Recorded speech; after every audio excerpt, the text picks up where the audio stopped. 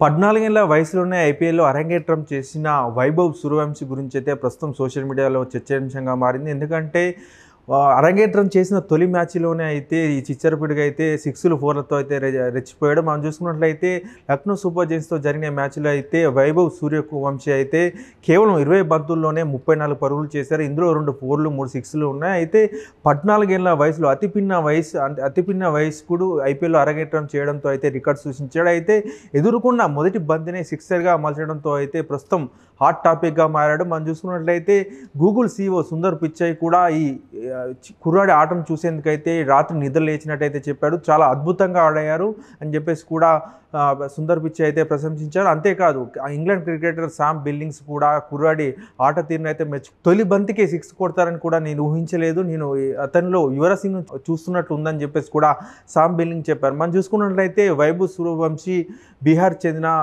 కుర్రాడిగా ఉన్నాడు. అయితే ఐపీఎల్ వేలంలో 1,10,00,000 అయితే రాజస్థాన్ రాయల్స్ వైభవ్ సూర్యవంశిని అయితే కొనుగోలు చేసింది. అయితే పిన్న వయస్కుని కొనుగోలు చేసిన జట్టుగా అయితే రాజస్థాన్ రాయల్స్ రికార్డు సృష్టించింది. అయితే రాహుల్ ద్రావిడ్ చూపు ఆ కుర్రాడిపై పడడంతో అయితే రాజస్థాన్ రాయల్స్ అయితే 1,10,00,000 అయితే వైభవ్ సూర్యవంశిని సొంతం చేసుకున్నట్లయితే చెప్తున్నారు. ఏదేమైనప్పటికీ కూడా ప్రస్తుతం వైభవ్ సూర్యవంశి ఒక టాపిక్ అయితే సోషల్ మీడియాలో వైరల్గా మారుతుంది. ఇతను భవిష్యత్తులో ఇండియాకు మంచి బ్యాట్స్మెన్గా అవుతాడని చెప్పేసి కూడా చాలామంది జోస్యం చెప్తున్నారు. మరో సచిన్ అవుతారని చెప్పేసి కూడా చెప్తున్నారు.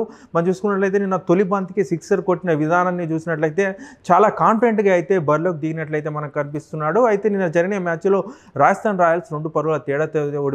ఈ మ్యాచ్లో మొదట బ్యాటింగ్ చేసిన లక్నో సూపర్ జైంట్స్ 20 ఓవర్లో 5 వికెట్లు కోల్పోయి 180 పరుగులు చేయగా, లక్ష్య సేనలో అయితే రాజస్థాన్ రాయల్స్ 20 ఓవర్లో 5 వికెట్లు కోల్పోయి 178 పరుగులే చేసింది. అయినప్పటికీ కూడా ఈ ఆట మొత్తంలో వైభవ్ సూర్యవంశి ఆట అందరినీ అయితే ఆకట్టుకుంది. ముఖ్యంగా తొలి బంతికే సిక్సర్ కొట్టడంతో అయితే చాలామంది ఏందిరా ఇది అని చెప్పేసి కూడా ఆశ్చర్యపోయారు.